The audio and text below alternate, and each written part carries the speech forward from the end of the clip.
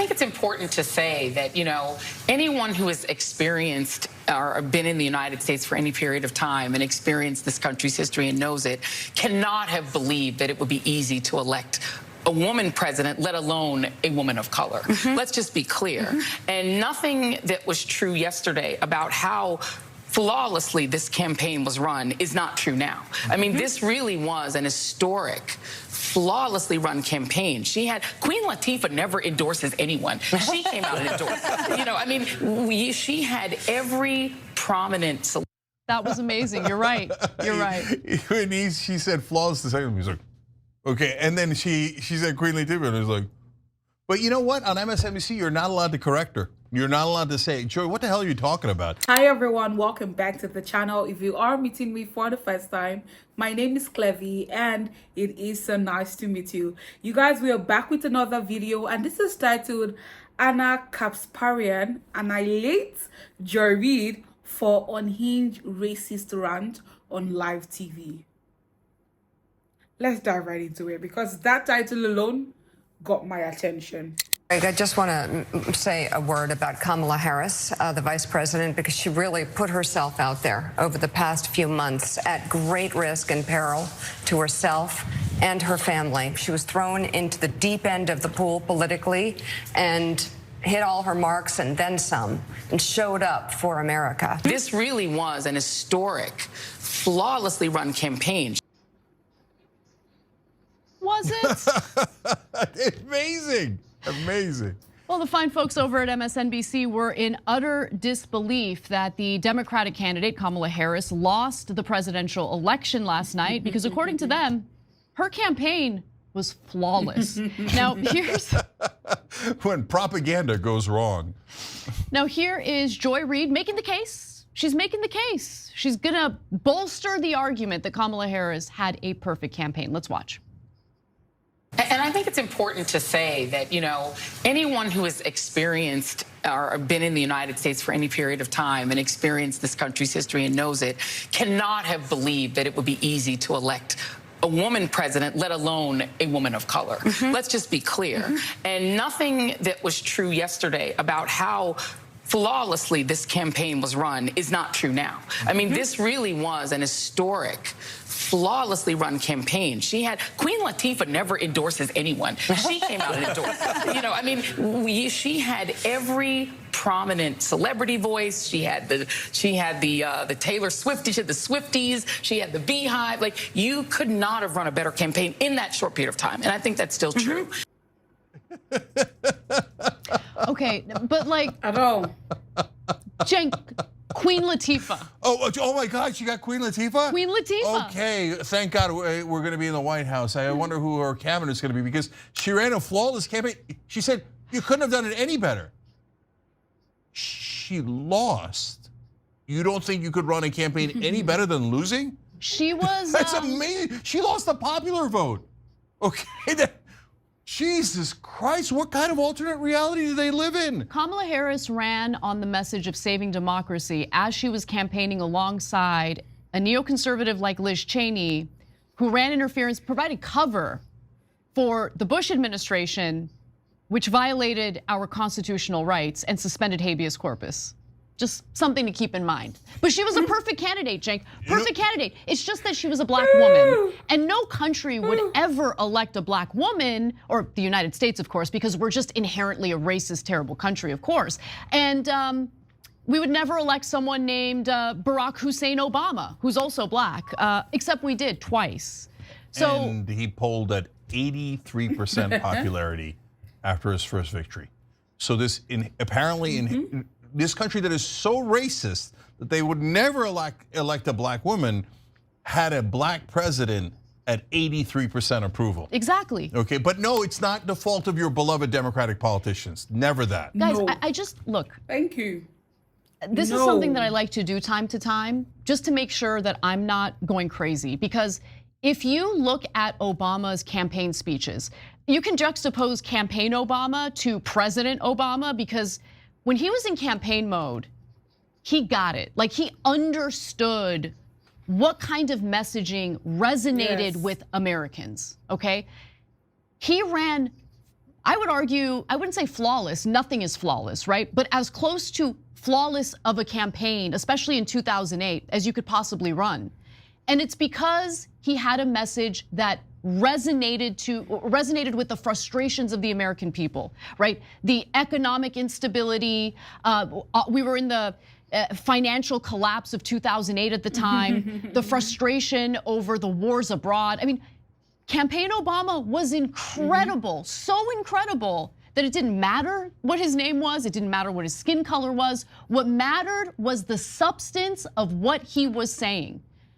We didn't know what Kamala Harris really stood for. We didn't. Let's be real about that. And so that was a problem. To say that she ran a perfect campaign and then point to Queen Latifah endorsing her as evidence of a flawless campaign is delusional. No, I'm never going to forget that line. That's now instantly one of my favorite lines. It's like an ESPN classic.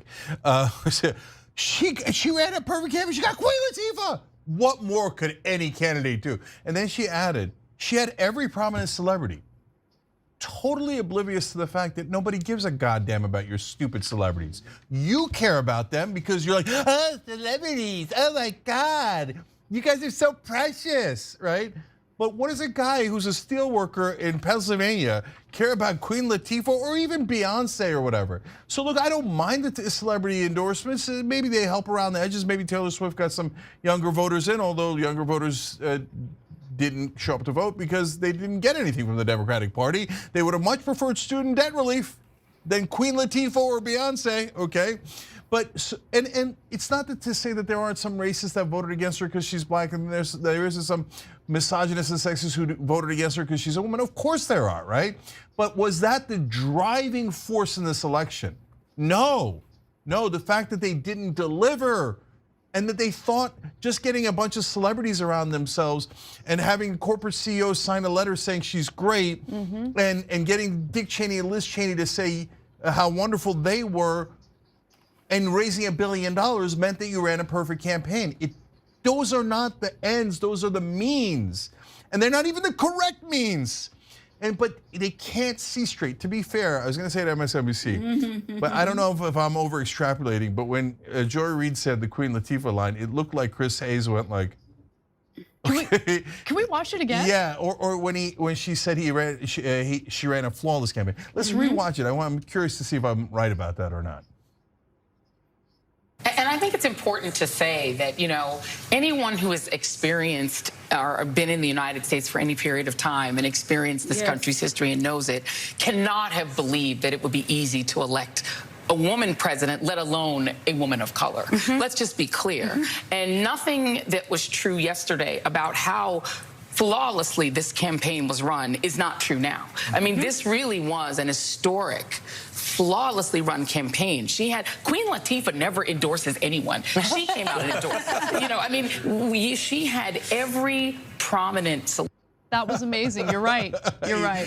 When she said flawless the second, he was like, okay. And then she said Queen Latifah, and it was like, but you know what? On MSNBC, you're not allowed to correct her. You're not allowed to say, Joy, what the hell are you talking about, right? Certainly. She got more white votes. Kamala Harris got more white votes than Obama did. She lost the majority of Latino men. She lost 20% of black men. It was minorities. And it's not, and look, we never play that MSNBC game of blame the voters. Right. No, we're saying that you didn't deliver for those folks. Exactly, yes. And the reason young people didn't show up in the numbers that you expected and other folks didn't show up isn't because they're in a particular demographic. It's because they're normal human beings that care about their wages, that care about the debt that they have, they care about housing prices, etc. And when you look, in the beginning, Kamala Harris was running a good campaign. Not flawless, but good. She was talking about housing prices. She was talking about price gouging. She picked Tim Walz. People really liked that. She surged. She was up 5-6 points in the polls.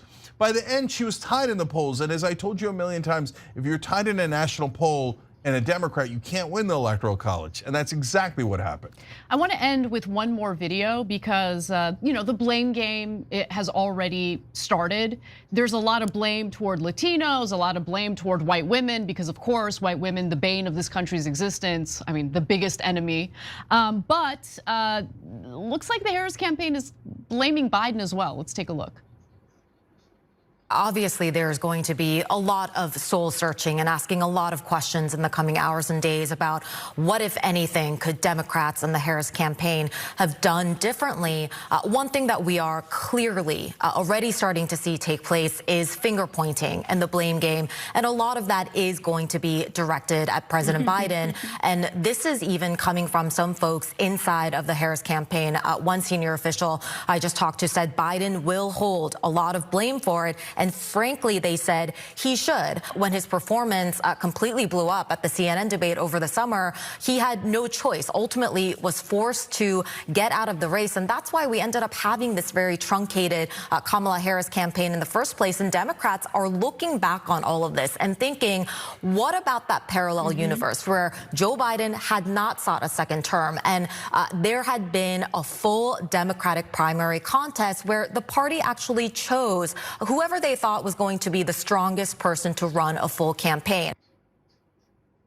Yeah, in a democratic process, we should have had the option of choosing who the best candidate is through some sort of primary process, and Biden should not have run for a second term. I totally agree with that criticism. I don't think that that's inaccurate criticism at all, but he was selfish and had to be forced out, and he was forced out when it was too late. We didn't have a primary process. She was anointed the Democratic candidate. Yeah, but for all that, Biden shouldn't have done that, and we agree 100%, and there's misogyny in the world, of course. For all of the different factors that went into it, they're all making giant excuses for Democratic leadership because MSNBC does propaganda. These are the same people who told you that Joe Biden was young and dynamic and had no problems at all. And they said, we meet with him behind the scenes and he'll talk for 3 hours and be the most, and then he goes on and debates, says, we're going to defeat Medicare, right? So they're literally lying on purpose. And here they are, they're running interference for Democratic politicians so you don't blame the person who actually ran the campaign and the consultants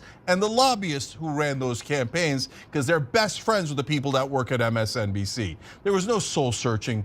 All there was finger pointing. If they did soul searching, they'd figure out why they actually lost this race, which is that they did not appeal to the voters enough and they did not deliver enough for the voters. And instead, all they did was these semantics of Queen Latifah and we love celebrities and CEOs. That's why you should vote for us, which was the worst possible strategy. And who is with me when I say this? That most of the things these people are realizing now are things that we saw since. First of all, why is he running for a second term? Is he fit? That was the first question. You guys can go back to our videos. That was my first question. Is he fit? Are you sure he's okay to run? And then he started. And at some point, we really don't know what was happening in the other camp. But then again, word started getting out that, you know, he's being forced to drop and this and that and that and that. And finally, he did that.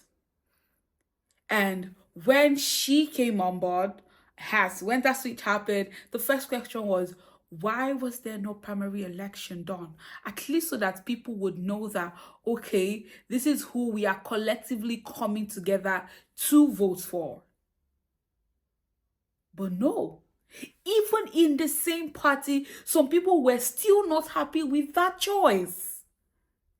So can you say that there are a lot of things were already going wrong?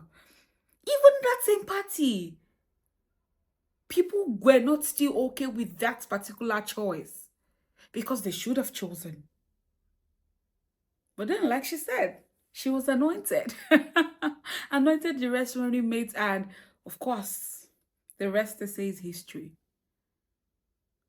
So every single time I see people coming out here to always want to play the ethnicity card or the fact that she's a woman or this and that, woman of color, race, let's take a step back and analyze the situation.